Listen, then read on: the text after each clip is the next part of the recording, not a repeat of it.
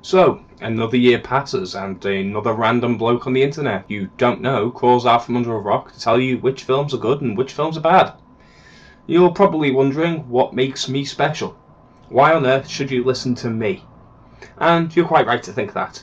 I'm just here to give a fresh perspective and my own opinion on the state of modern cinema, and with any luck, I'll try and be moderately entertaining and informative along the way.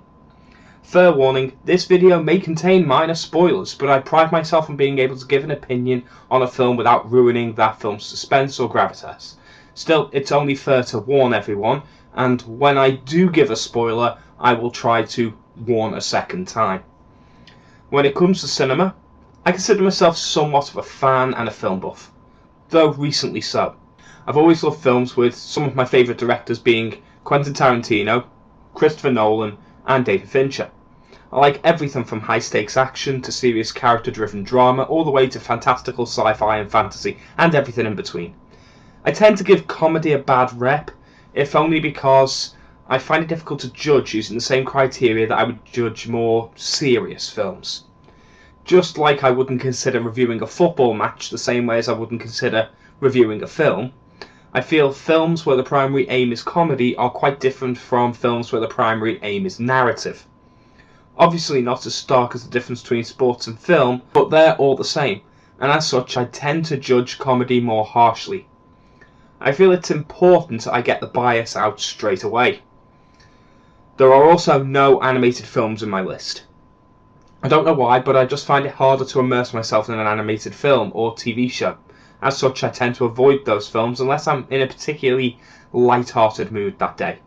With all that out there, you can make a more informed judgment on how useful my opinions would be to you, because that's the whole purpose here. If my opinions are useful to you, great. If they're not, then there's no point in wasting your time. So, this year marks my first year throwing myself wholeheartedly into cinema. As I've said, I've always considered myself a film fan, but I generally make time to go to the cinema maybe once a month. In the year of 2015, I saw 9 films in the cinema, one of which I saw twice. I saw Ex Machina, Insurgent, Jurassic World, Mission Impossible Rogue Nation, Ant-Man, Terminator Genesis, The Man from U.N.C.L.E., Spectre, and Avengers Age of Ultron, the last of which was the one I saw twice. From what I can gather, that's about average for most people. This year, by comparison, I saw 42 films in the cinema, 17 of which I saw twice. I'm currently a member of 2 different cinema clubs, which lets me pay a flat subscription and watch as many films as I like over the year. As you can see, I've pretty much got my money's worth. Now, obviously, I've not seen everything that come out this year, but I've seen most things. I've seen most big releases and a decent smattering of the smaller independent films. With that, let's get into the lists. We'll start with the 10 worst films of the year, which is the video you're watching right now, and next video will be the 10 best. Preemptive warning, the easily offended special snowflakes out there should probably leave now. If you can't handle someone criticising your favourite film, you're going to hate this video. Number 10. This year has been a great year for films in general. Putting together a top 10 best list was painful, as there were films I wanted to put in the list, but there was just no room. I could easily have made a top 20 films of the year and still be talking about great films the entire time. When it comes to the bottom 10 though, there were relatively few to pick from, which is why Bad Neighbours 2 gets my number 10 worst spot. I'll readily admit, I actually enjoyed this film. It was amusing at times. It wasn't terribly written, and Chloe Grace Moretz in a bikini can at least distract from the film's shortcomings for the red-blooded men in the room. The humour was unfortunately predictable, the irritating rah-rah feminism storyline got old quite quick, and it makes the sorority girls generally unlikable as they spout sexist nonsense that would spark endless complaints if we simply gender-flip these characters. But it's not so bad that we can't see past it. Thankfully, the film as a whole doesn't seem to overly praise this position. Rather, it simply highlights it as part of the story, which at least means it doesn't feel too much like feminist propaganda, but instead a simple sitcom film with pedestrian comedy. That said, it is still very flawed. The film has no clear direction, and none of the characters are overly likeable or relatable. It's a 2-hour-long sitcom about sorority girls, annoying suburban middle-class American 30-somethings, and there's nothing else beyond that to it. Number 9. Some astute people have probably already realised I'm not American. And you can probably guess that I find the over-the-top Americana of modern cinema rather annoying at times. All too often in film, USA is the centre of the fucking world, and American culture is the only culture acknowledged without going full-on parody. This practice was refined down to a goddamn art form in London Has Fallen.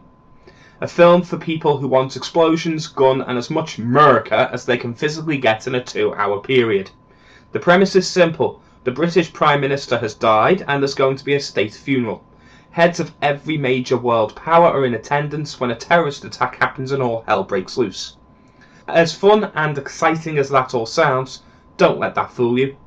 Despite being set in London, the entire film is focused around the American president and his bodyguard, who's the macho gun porn equivalent of a Mary Sue character. The director takes great pleasure in destroying as many locations in London as possible, and the deaths of world leaders of France, Japan, India and half a dozen other world powers are handled without a shred of respect or dignity. Half of them die off screen, and none of them are treated with even the slightest importance. All that matters is the President of the United States. As long as he gets out alive, disaster is averted, or at least that's the impression the film is giving. All of what I've described so far covers the first 20 minutes of the film. The rest is just explosions, American patriotism, gunfire, high-speed driving, and more explosions. If you want to watch the action film equivalent of jangly keys in your face, this is the film for you. If the casual American xenophobia doesn't put you off, that is. If you're not an American, though, expect to be extremely uncomfortable as you effectively watch USA masturbate itself for the next 2 hours. You'll likely feel like you need a shower afterwards. I know I did. Number 8. Well, we've now entered the realm of the truly awful. The previous 2 films could conceivably be enjoyed, but this film insults your intelligence, requires you to be willfully ignorant to enjoy it, and openly expects this ignorance from its audience. Not only that, the bleating fanboys will likely take personal offence at this entry because they're the most sacred cows of geek culture, and this is one of them. Star Wars Episode 7, The Force Awakens, is a terrible film that hopes to win you over with nostalgia and special effects while actively destroying a beloved franchise. Now, I've never been a fan of the Star Wars franchise. I believe they've made one good film, that being Empire Strikes Back, and the rest were massively flawed, with too much style, not enough substance. Episode 7, though, is the worst offender yet. And this is one film where spoilers can't be avoided in order to properly critique it, so take this as your spoiler warning. Episode 7 has no soul. It's an almost shot-for-shot remake of Episode 4, with the only differences being scale and a lack of anything that made the original endearing. A New Hope is far from perfect. The acting is wooden, the swordsmanship displayed in the saber battles is terrible, and the plot's convoluted. All that said, considered in its own time, i.e. the 1970s, it's a standout film of the decade that holds up better than almost any contemporary film of that decade, or even the decade following. It's a great film in its own right, even if it has aged rather poorly. So given that age is a problem for this film, a remake should be a good thing, right? But it's not. Every scene feels rehashed because this isn't a remake but a continuation of the story, and yet it hits every single beat the original did, all whilst getting almost all of them wrong. Then there's the one-upmanship of the whole thing. Not only do they copy Episode 4, they must do everything bigger. It's not just a Death Star, but a Death Star that's 10 times as big. It's not just going to blow up a planet, but blow up an entire solar system, even if it makes precisely zero fucking sense scientifically. The entire premise of Starkiller Base is a spit in the face of the fans of the originals as they effectively wipe out every single world you know and love in this franchise with a single hand wave, using a weapon that doesn't make sense with precisely zero explanation on how or why it exists. They just wanted a big explosion. They may as well be blowing up the original Star Wars VHS collection with that shot. Make no mistake, that's what that was. By massively outdoing the previous films, they've made the events of Episode 7 the only important events going forwards. Everything before it is effectively small fry and rendered unimportant. To move on to other problems, many of the rehashed scenes have subtle changes to them that make things that previously made sense when they did it in Episode 4 no longer make sense here, with flaws too numerous to mention, frankly. Then there's the characters. The character of Rey is pathetic, being the epitome of Mary Sue, and the effective stand-in for Luke, Leia, and Han Solo in this film, giving the other characters nothing to do but tread water, while Rey does everything perfect first time, because they forgot to give her any flaws, depth, or for that matter, a personality. Now, don't get me wrong, all in all, this film was fun to watch the first time. Many scenes in isolation were well shot and entertaining. It does a good job of being fun in the moment, but every time I think about the film, I'm reminded of the plot holes, the lack of imagination, the over-the-top pandering this film throws out there, and I dislike it more and more. Again, this is the film equivalent of jangly keys in your face. Only it's less crude, and therefore the producers think they've gotten away with it. And frankly, a franchise like Star Wars deserves better than this. Number 7. And now it's time to slaughter yet another sacred cow. There's nothing worse you can do to a film than make it boring. At least a bad film, you can have some fun ripping it apart. But this is a trait we'll keep coming back to during this list. Fantastic Beasts and Where to Find Them is the most recent attempt to flog the dead horse that is the Harry Potter franchise, and it's only insulting the franchise by existing at this point. While I'm no fan of the Harry Potter series, me being a little older than its primary target audience when it was released, I did at least enjoy the first few films when I saw them. They're flawed, as most films are, but they have likeable characters, interesting stories, decent pacing for the most part. This film has none of that. It has boring characters whose names I struggle to even remember, except the main character, and that's only because they kept saying his name every few minutes.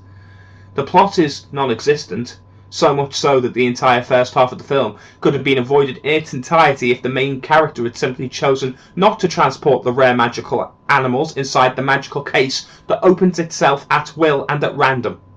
That frankly seems like a really rather stupid design for a bag or briefcase, particularly stupid when you're transporting live creatures that you're required to keep secret at the risk of a death penalty. The second half of the film basically just treads water until the bad guy turns up in the last few minutes to exposition at us, before everything being resolved by everyone just getting bored and going home. The only thing that even stands out about this film are the visuals, which aren't good, they're just vibrant. They stand out by being purposely falling into this uncanny valley, whilst having multiple effects that literally just stop the film mid-scene and throw something directly at the camera just so they can justify filming this crap in 3D. It's a boring trudge through a world that feels silly and nonsensical, with a protagonist who possesses the personality of a piece of used sandpaper and about as much charm. I wouldn't be shocked if people fell asleep watching this. It's just that boring. Number 6. It's likely no shock to anyone here that I'm a film fan. I consider myself a film buff, like I said, at least casually, and I like almost every genre to some extent. For this reason, I make a point to watch everything I can get my hands on, not just the big names. Independent films are often hard to find in cinemas. I, however, have prepaid membership at 2 different theatres, as I've said, so there's usually a way for me to see everything at some point. This led me to try a few films for no other reason than they were there. One of those films was called 1 and 2. While technically released in February 2015, according to the internet at least, I saw it in a cinema in January 2016, and it was the very definition of wasted time. At only 1 hour 30 minutes, this film feels like it's been chopped in half. It's about 2 siblings with the supernatural ability to teleport being sheltered from the outside by their parents. There's very little dialogue, no boundaries for the powers that are established. Everything is conveyed poorly by implied silences and just looks given. And frankly, the film doesn't earn that kind of gravitas. The ending just doesn't exist. One of the kids leaves the house, teleports around a rather empty town for a bit, and nothing happens. it feels like the opening half of the film with a slow build-up that leads nowhere, and it just leaves the viewers wondering where the bastard who stole the other half of the screenplay is. As the first half of a film that actually has a payoff, it'd be a slow, tedious, pretentiously written and badly acted but bearable film.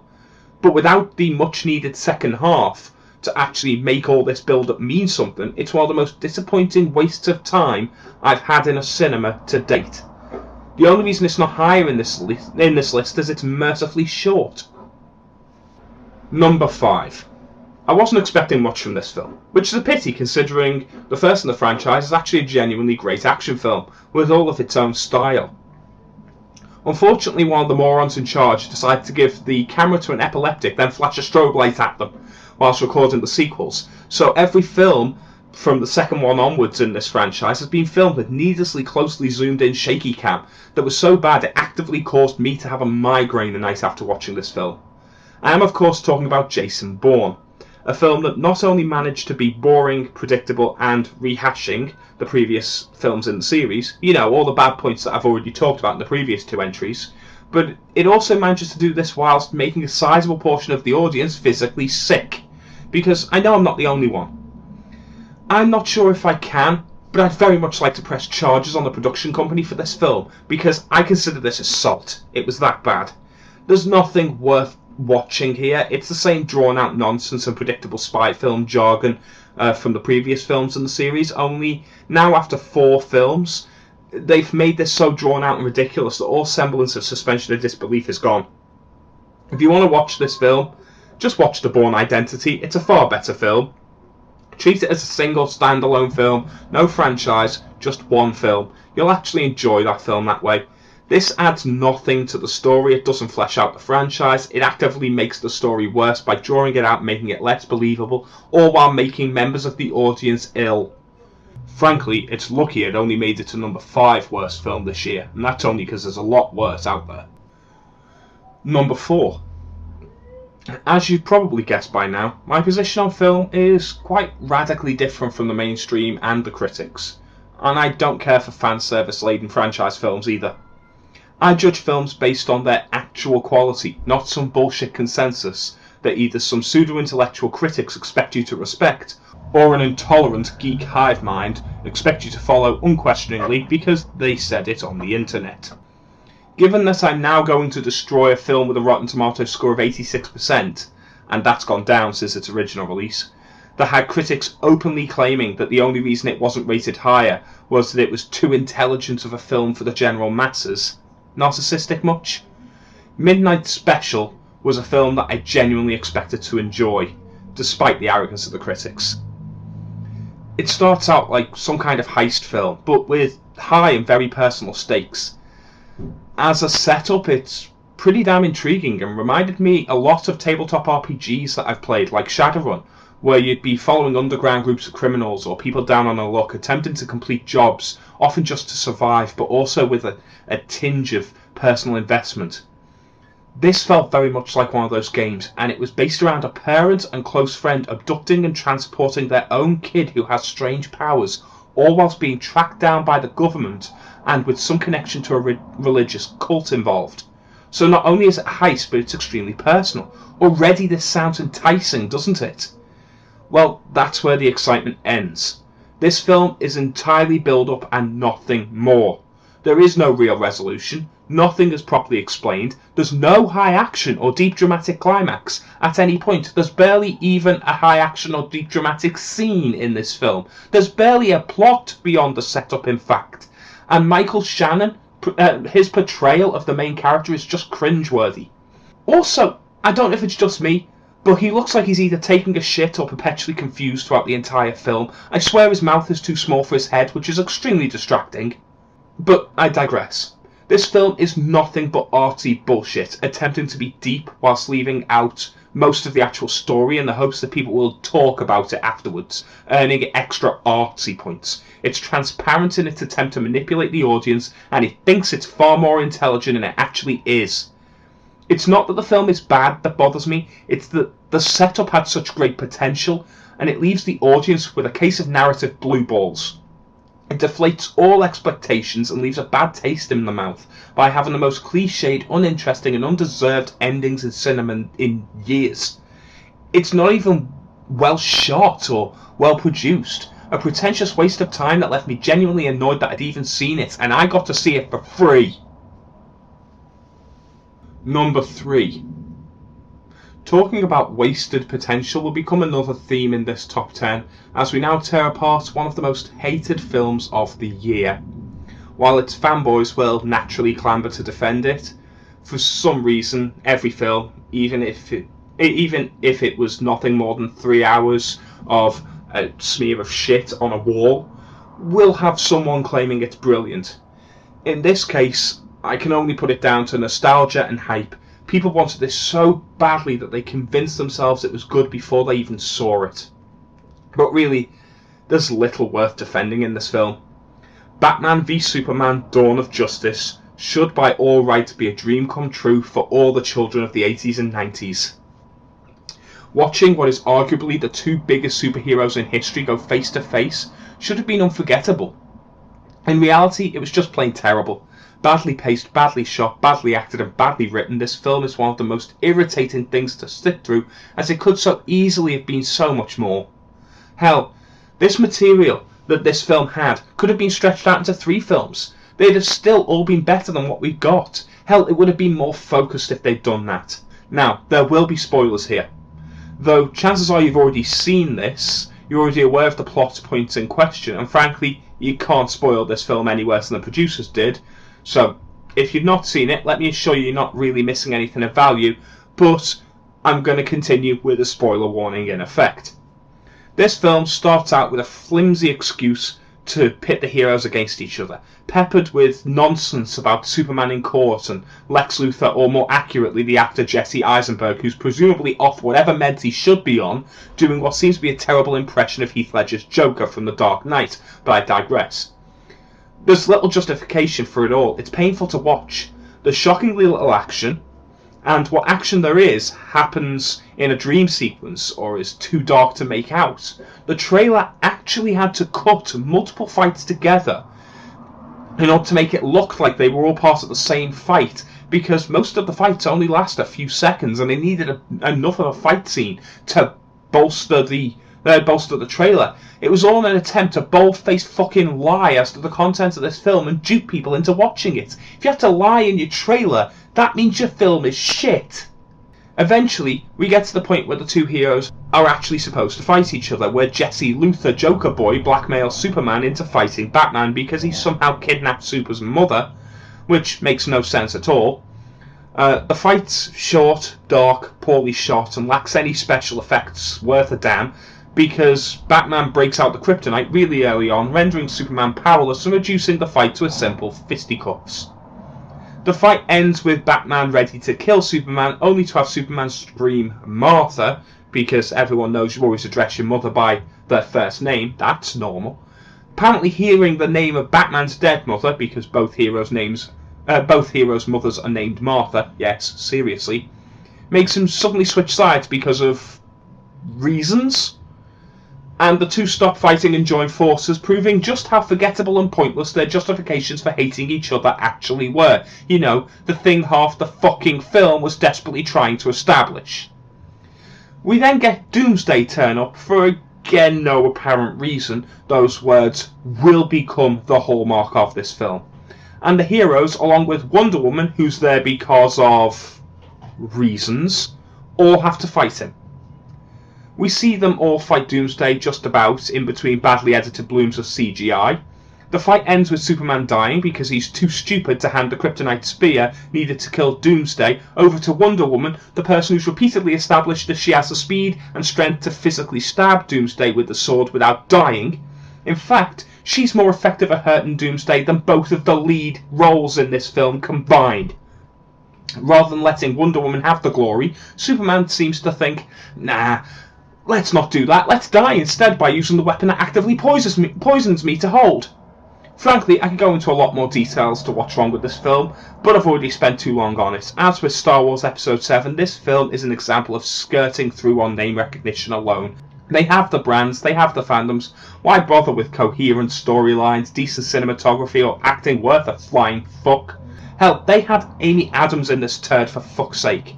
And the only thing she does in the whole film is have a bath, then throw away the kryptonite spear so that she can almost drown retrieving it when it becomes useful again a few minutes later. Something that only needs to be done because she threw it away in the first place. That was it. One of the best actresses of our time, and they have her there just to take up space and so they can show her off being semi-naked in the trailers in the hope that people will wonder if there's a nude scene. It's pathetic. I could keep going, but why bother? There are hours upon hours of video on YouTube already explaining how terrible this film is. I don't need to add to it here. So let's move on to the less agreed upon choices, shall we? Number 2. When it comes to wasting my time and shitting all over its own potential, there's little that does it more than this film. Another well-loved film, 82% on Rotten Tomatoes, and a winner of multiple Oscars. I'm nothing if not contrarian with this choice. The worst part is, this film has genuine moments of brilliance and things worthy of praise, but it only makes me dislike it so much more because it let itself down so much. The Revenant is considered by most to be a beautiful, dramatic and engaging film. Fantastic cinematography, direction and acting makes this something that by rights should be deserving of a lot of praise. So how can I justify putting it at number 2 on the worst films of the year? Because it's the epitome of everything I've discussed so far. The most common complaints I have about films are tedium and failed potential. At over 2.5 hours, this film is extremely long to sit through. The beginning of the film introduces the concepts and the characters. There's a great combat scene between colonial and Native Americans, which is frankly some of the best direction and physical action recorded in years, all shot with natural light. In fact, the entire film is, which gives it a unique feel and look. The stakes are set, and it feels like this is going to be an incredible film. I'll warn you now, spoilers ahead. Though this film was released way back in January, or if you're American, even as far back as last year. So chances are you've seen it already. But just to be fair, consider this your spoiler warning. So, after that combat scene and the main characters, the colonial hunters and fur traders are forced to head back through the wilderness with depleted numbers. You get a sense for what could be a good film here. The first bad sign is when a really unconvincing CGI bear mauls Leo DiCaprio's character. This leads to his character being abandoned by the group, with Tom Hardy's character tasked with giving him a proper burial once he finally dies. Instead, he buries Leo alive and kills his son, in what seems like establishing a dark character, but his reasons never really properly explored. All of this happens in the first hour, and while the CGI bear wasn't very good, I seem to be the only person who had a problem with it. And so far it's been a pretty good film. The next hour and a half, however, is nothing but watching Leonardo DiCaprio getting beaten and tortured by nature. It's gruesome and visceral for the first 15 minutes. It's interesting for half an hour. It's drawn out and a bit repetitive after 45 minutes, but by the 1 hour mark of seeing nothing but Leo gritting and grinding his teeth and writhing in pain, you'll be begging for it to stop. This film gets such a bad rating from me, not because it's unremittedly terrible, but because the first third of the film was actually really goddamn good. So to throw all of that away for what can only be described as some of the most tedious and repetitive torture porn in the history of cinema is frankly insulting.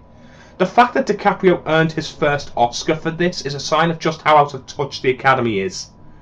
This is probably one of his weakest performances, because he's given so little to do. There's no real dialogue, growth, emotional range. He just gets beaten up by a bear, beaten up by a forest, beaten up by a river for 2 hours and grits his teeth into the camera repeatedly. Sure, he gives it his all, and that's a testament to him really, considering how poor this film is.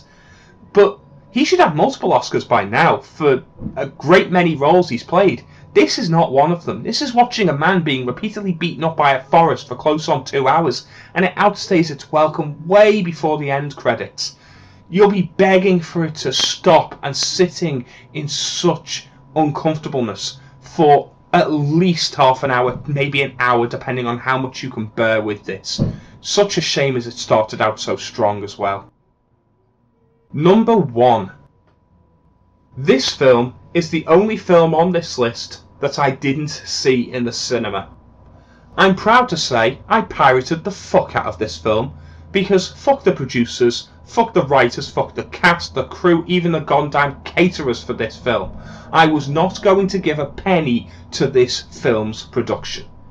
This is an insult to cinema, an insult to decent sensibilities, and the go-to example of a shitty cash grab masked in political shaming of anyone who doesn't subscribe to the insane ideals of an elitist Californian iconoclast of deranged, delusional, and disconnected middle-class professional victims and the women's studies degree they rolled in on. If you haven't already figured out which film I'm talking about, prepare for the obligatory disclaimer, but this one's a little different.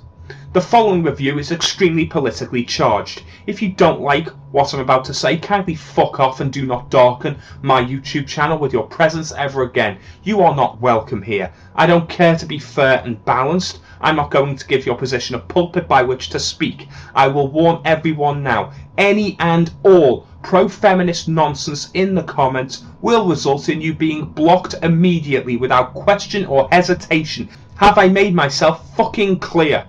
I will not tolerate sexism, racism or bigotry on my channel, and that extends to both misandry and racism directed at white people, because apparently some people think that doesn't fucking count. Obviously, I'm talking about fembusters. And no, I won't dignify this film by giving it the name it dared to sully by existence. So, with that out of the way, what is so bad about this film? Obviously, it's not just that it's a gender-swapped remake of Ghostbusters.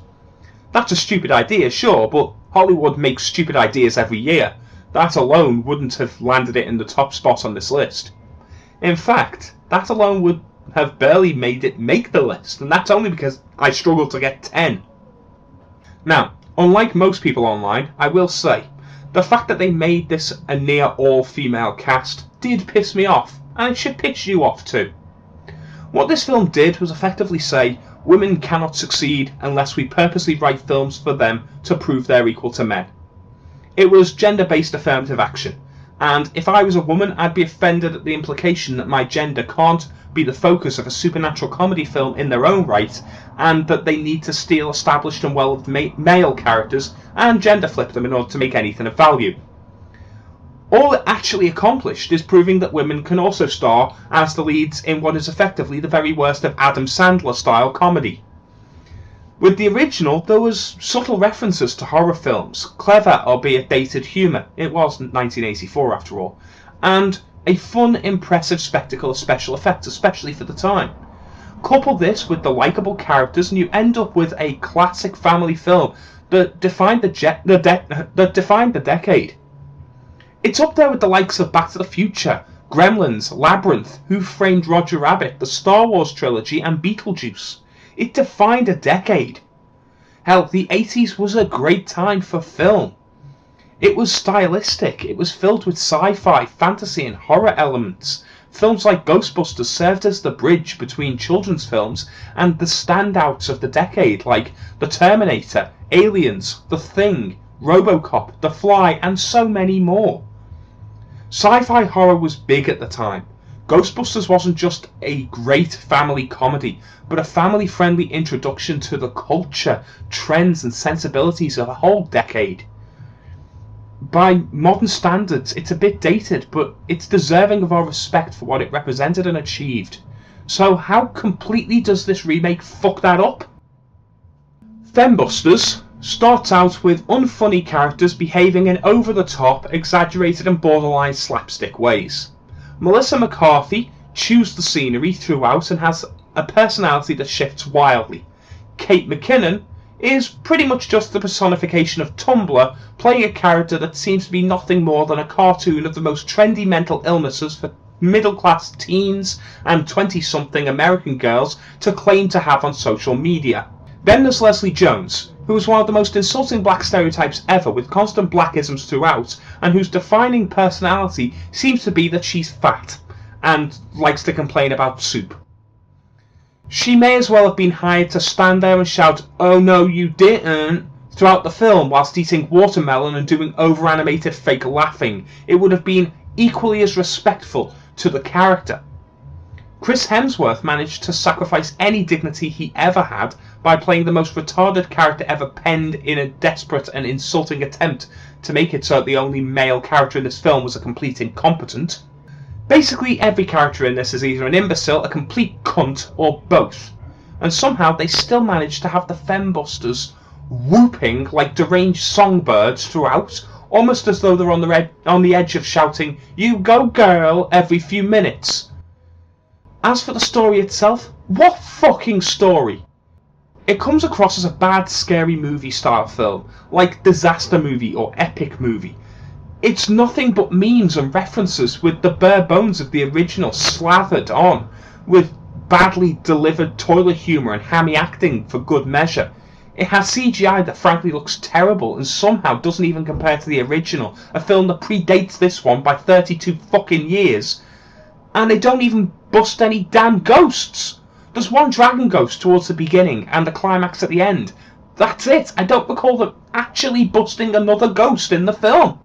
It's just utterly terrible from start to finish, but even that wouldn't get it the top spot. No, it gets the top spot because this utterly terrible Adam Sandler at his worst style attempt at comedy was being pushed as some kind of defining film for this generation and a massive political statement.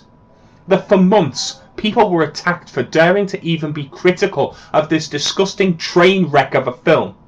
That this film actively cost me friendships because I refused to praise this steaming turd pressed as celluloid, and that apparently makes me a sexist.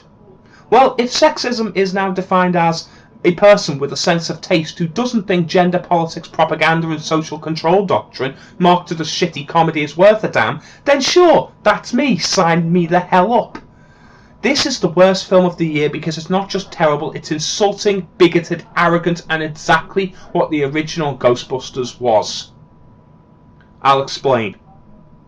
The original Ghostbusters was a snapshot of the trends and style of the 80s.